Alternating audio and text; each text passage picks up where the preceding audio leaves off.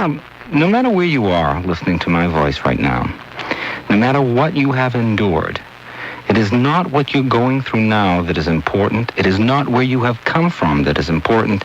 It is where you are focused on becoming. It is where you are evolving to that determines what your life means. If you are on the right road, that is all that matters. Whether you reach the goal or not is not as important as what your intention is, for it is your intention that determines how things flow around you. The voyage of your life is a special trip. It's determined by how you see yourself.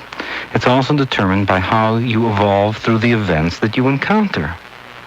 Now, what does this mean? It means simply that your evolution is the sum total of how you respond to the pain in your life.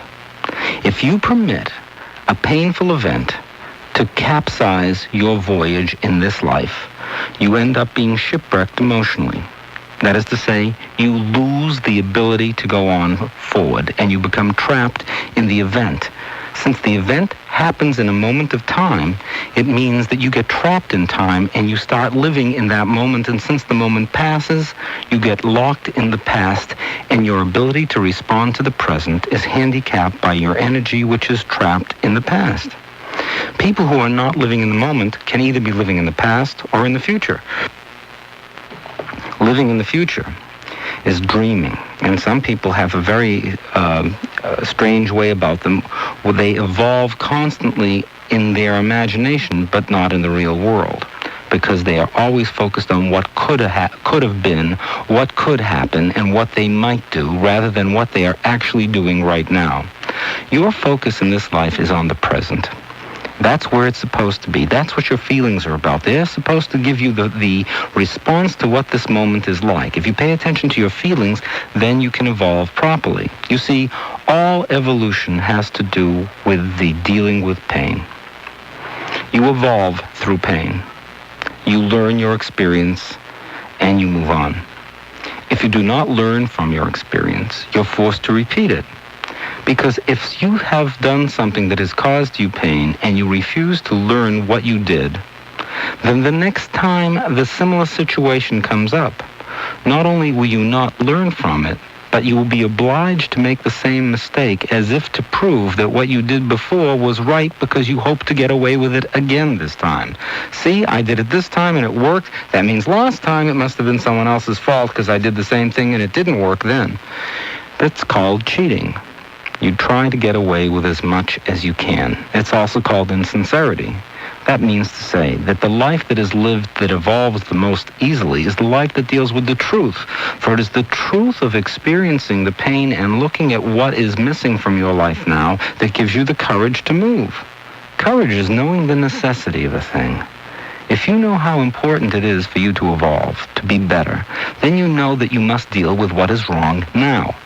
This program is about what is wrong in your life now. It's about what you do now to make it better. What the next step in your life is what you do to evolve. The next step in your life has to do with dealing with the pain. Yesterday there was a woman who had held her mother and father's ashes with her for years without letting go of them. And her job, her next step, was to scatter those ashes along with a letter that she had burned to them. The next step is always the step of releasing. It's always the step that creates relief in your life. Relief is correct. It's always in relief that we're able to see where we're really evolving. The relief in your life lets you see what you've been doing wrong. It feels better. It's hard to go back to something painful when you see how much better it feels after you've gone through it. Most of the painful events in your life that you're afraid to deal with always produce relief the moment you decide to admit it. It's always better once you admit the worst. Why do we hold back? Why do we refuse to move on? Why do we block our own evolution? because we want to be right, because we're afraid to be on our own. We're afraid of our own loneliness because we don't like the person we're alone with, ourselves. Your job is to make yourself the strongest person you can be, and the way to do that is to experience all of your losses in their context, in the present, right now, doing the steps necessary to make things better, so you'll be free to embrace the joy in your life, which will just flow everywhere.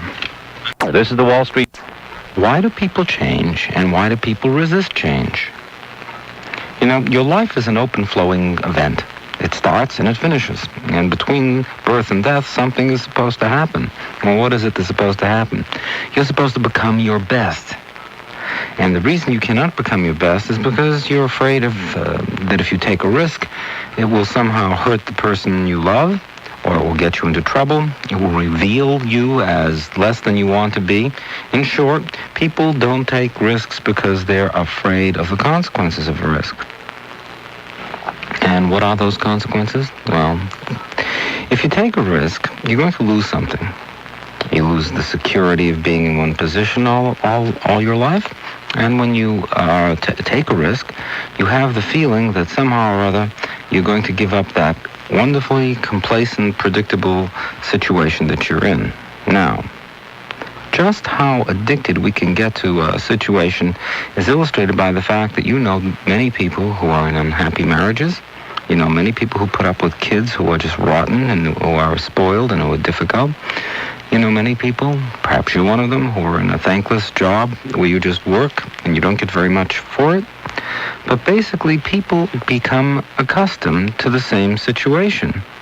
We, as human beings, have the capacity to become accustomed to just about anything. We can find a condition of balance in any environment. That's our strength. It's also our weakness. You see, our strength is that we can adapt to a situation. People who live on a volcano, at the edges of these large volcanoes, constantly have rumbling going on in their home.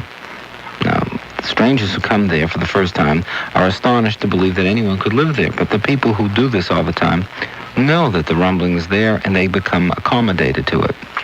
When you accommodate, as one accommodates to bright light or to dark light, you change your way of perceiving so that you accustomize yourself to the different level of stimulus. You go into a home where someone has a nagging spouse and the spouse is just constantly on them. Change your clothes. Go downstairs. Take out the barrels. Where someone is constantly telling them what to do. And you say, how in the world do they put up with that? They put up with it by not hearing it. They don't let it in. They don't let the effect in. The problem in life is that when you have someone that you open yourself up to and begin to trust, and they take advantage of that trust to injure you, then the situation loses its accommodation, and then you have to change. But people change when their perception of their world changes. It seemed good all those years. The old joke of the couple goes into a marriage counselor, and the woman says to the marriage counselor, I can't stand living with him. He has these terrible table manners. He eats with his fingers. He slurps. He says, how long have you been married? She says, 40 years. He said, well, how long has his manners been bothering you? And she says, well, I got the book on etiquette last Christmas. So learning about the change makes people aware that there is something to be corrected. People change out of fear, out of hurt, and out of anger. Now, the reason you'll change in your life is when the pain of your life becomes large enough for you not to be able to accommodate to it. Now that means that you've had it. You can't take any more. Usually the time when you cannot take any more is the time when you begin to realize that the pain that you're suffering cannot be contained. You go beyond your capacity to accommodate. This was the last straw. I could take just so much. Now, we find it easier to be changed by events outside of us, and then we move on, than we do to the changes that occur within us. the changes that occur within an individual, where you get sick of the same job because it's not fulfilling you, is a much different situation than the changes that occur from without. People who change from within have more lasting changes than people who change from an outside stimulus. The reason for that is people who change from within change the way they perceive themselves. They think of themselves as better or more deserving than what they're getting. And it's at that point that they realize that there's more in life for them. Well, there's more in life for you. And your perception of your life needs to change. There's more you can do. You're a better person than you give yourself credit for, and you deserve the best.